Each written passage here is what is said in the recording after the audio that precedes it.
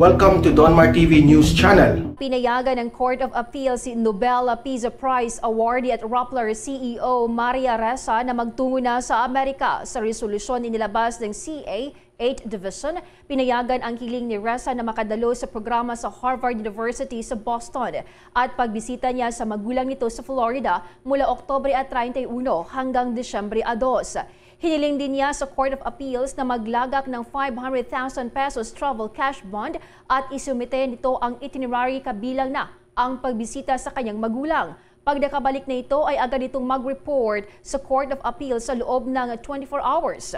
Magugunitang hinarang ng Office of the Solicitor General ang pagbiyahe ni Ressa dahil sa kinakaharap nitong cyber libel. Nabigo naman ang Office of the Solicitor General na magpresenta ng rason para sa warrant of reconsideration na inilabas noong Oktubre 18.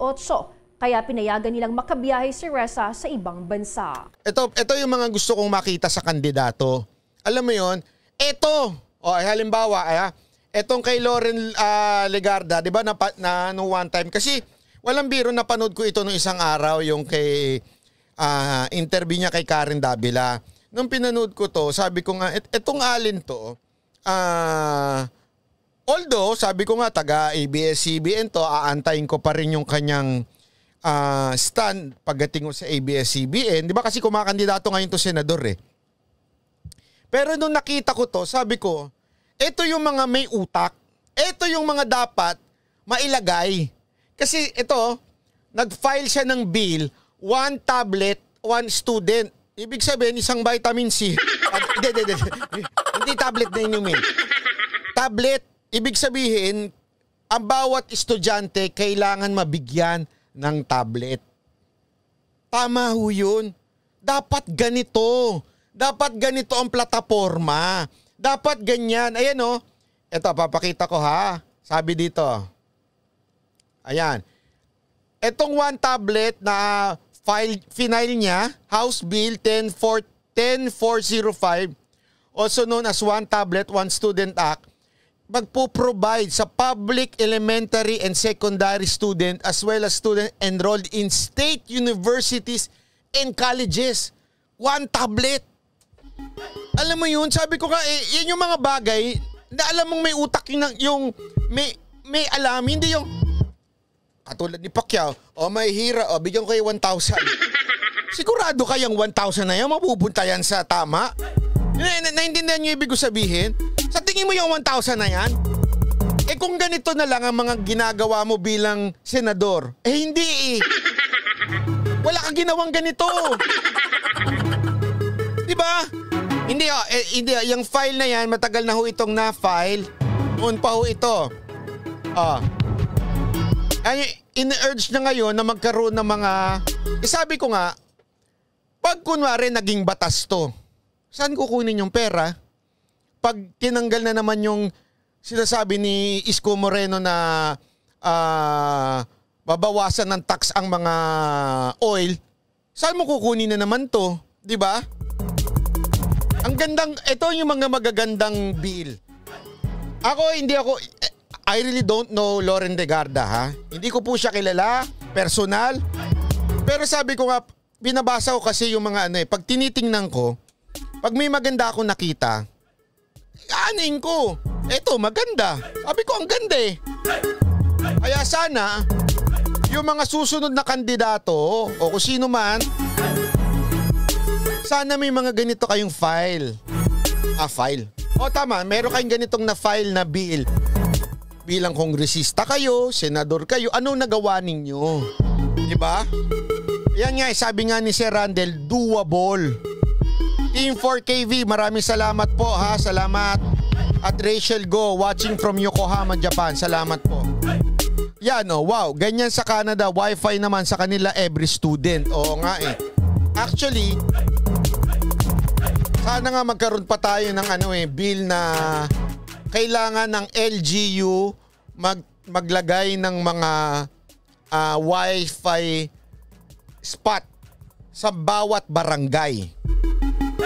Yung mga ganong bill na doable at the same time, 'di ba? May utak, may gamit.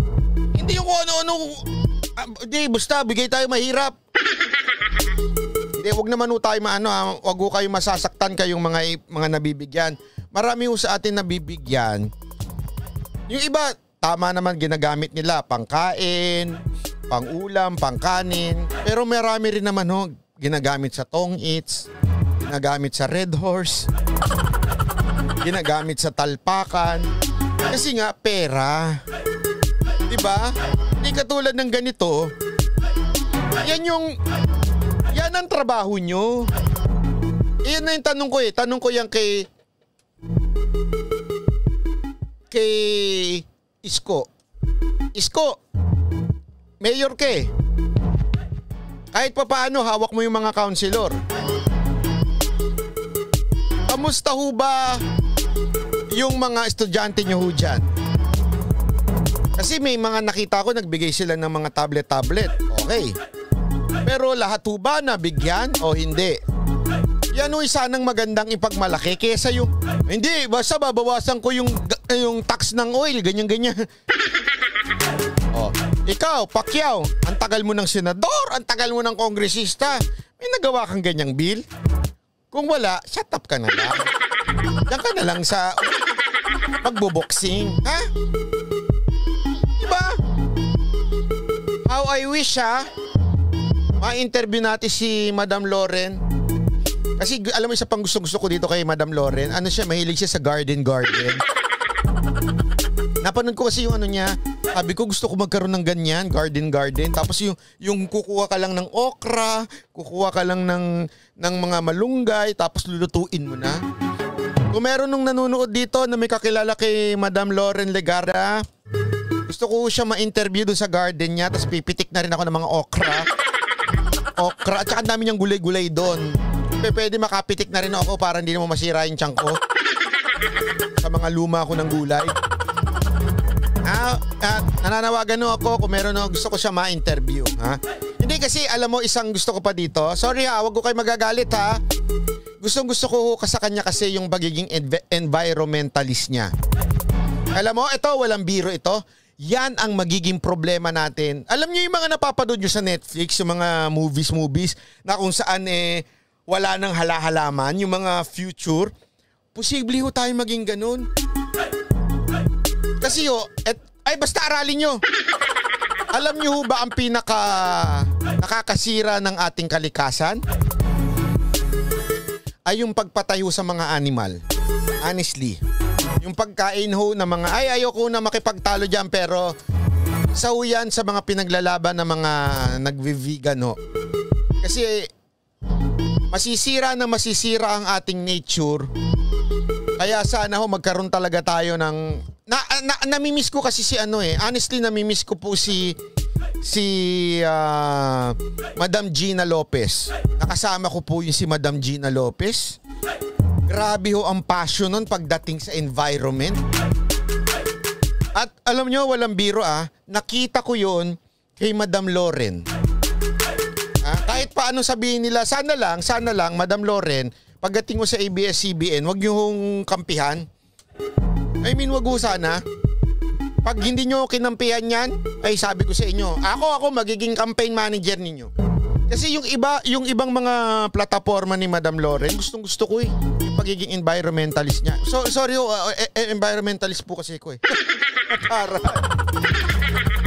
Ayoko po nung maraming kaya nga naiinis ako sa face shield Ito walang biro ito Halimbawa yung mask. Ako iniipon ko yung mask yung hindi ko tinatapon sa basurahan yun kasi nga contaminated yun, dapat nakahiwalay yan, nakalagay sa yelong supot. Alam niyo naman ng yelo, pag yelo, bulok. Pag yelo, toxic yan. Dapat nakalagay yan sa yelong supot. Kasi imagine niyo na lang, lahat ng Pilipino naka-face mask. Saan itatapon yan? Face shield, yung plastic na nabibili, saan mo itatapon yan? Ito nga ito pa ang the worst. Ito walang biro to, the worst to sa Pilipinas, grabe yung sachet. Sa ibang bansa, uso na yung refillable na lang Sa atin hindi, uso pa yung sachet. Puro plastiko yan. Baka magulat na lang tayo one time. Na sobrang punong-puno na ang kadagatan natin ng plastic. Pro-ABS nga si Lauren Banat Bay. Relax lang, tanong muna natin. Alamin muna natin. Kayo naman, wag naman tayo mapangusga. Kailangan maging bukas tayo. Hindi porket, kasi alam mo, marami pong marami yung taga-ABS-CBN, dating taga-ABS-CBN, na ngayon, hindi sila pabor sa ABS-CBN. Alamin natin. Tanungin natin. Diba? Wait po tayo, wait. Kayo naman, nakita nyo, Lauren Legarda, taga-ABS-CBN, ABS-CBN. Itawag ko sa ganyan, sarado isip. Easy lang, easy lang. Okay, okay?